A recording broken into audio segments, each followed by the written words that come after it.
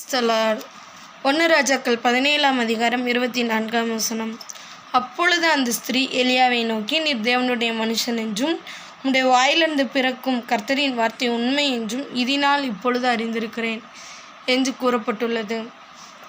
எதனால இவங்க இப்படி சொல்கிறாங்கன்னா, எலியா சரிபாத் ஒரு விதவைக்கிட்ட ஆண்டவர் அனுப்புகிறாரு. கெரித்தாச்சு நீர் தண்ணி வச்சு போனதும் அனுப்பி வைக்கிறாரு.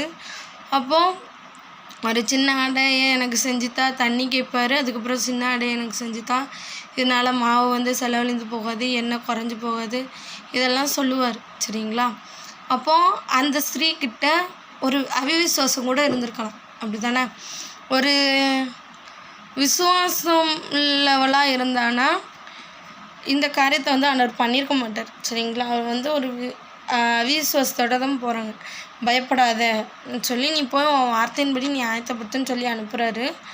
எல்லாம் செஞ்சு கொடுக்குறாங்க. கொடுத்த பிறகு என்ன ஆகுதுன்னா, அவங்களுடைய பையன் மரித்து போகிறார். சரிங்களா? இப்போ இறந்துடுறான்.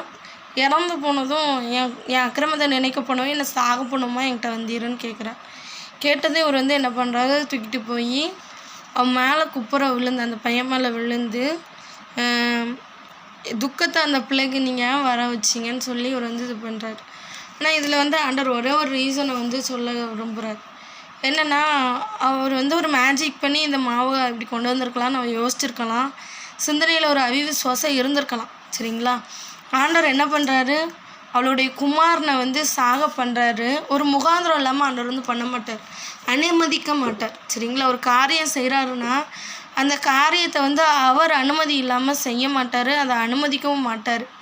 அதான் இவளுக்கு என்ன பண்ணுறாரு, குமாரனை சாக பண்ணி உண்மையிலே தேவனுடைய மனுஷங்கிறத விளங்க பண்ணணுங்கிறத செய்கிறார். சரிங்களா? உங்கள் வாழ்க்கையில் ஒரு காரியம் சூழ்நிலை தப்பாக நடக்குது, மாறி நடக்குது, நீங்கள் நினைக்கலாம். ஒரு காரியம் கரெக்டான டைரக்ஷனில் போகணும்னு நீங்கள் நினைக்கிறீங்க, அது போகாமல் வேறு எங்கேயோ போய் முட்டி மோதி வருதுன்னு நீங்கள் நினைக்கிறீங்கல்ல. ஆண்டவர் என்னன்னு சொல்கிறாரு தெரியுமா, நான் உன் கூட இருக்கேங்கிறத இந்த ஜனங்கள் எல்லாரும் அறியணும். சரிங்களா? அன்னைக்கு எலியா கூட தேவன் இருக்கிறாருங்கிறத இந்த சரிபாத் ஒரு விதவை அறிஞ்சு கொண்டா, அறிஞ்சது மட்டும் இல்லை, எல்லாருக்கும் சொல்லியிருப்பாங்க. அப்படி தானே? அதே மாதிரி உங்கள் கூட கர்த்தர் இருக்கிறத அறியணும்னு சொல்லி தான் ஆண்டவர் இந்த காரியங்கள் எல்லாம் வச்சு என்ன பண்ணுறாரு, அனுமதிக்கிறார். சரிங்களா? அதனால் நீங்கள் கவலைப்படாதீங்க, வருத்தப்படாதீங்க.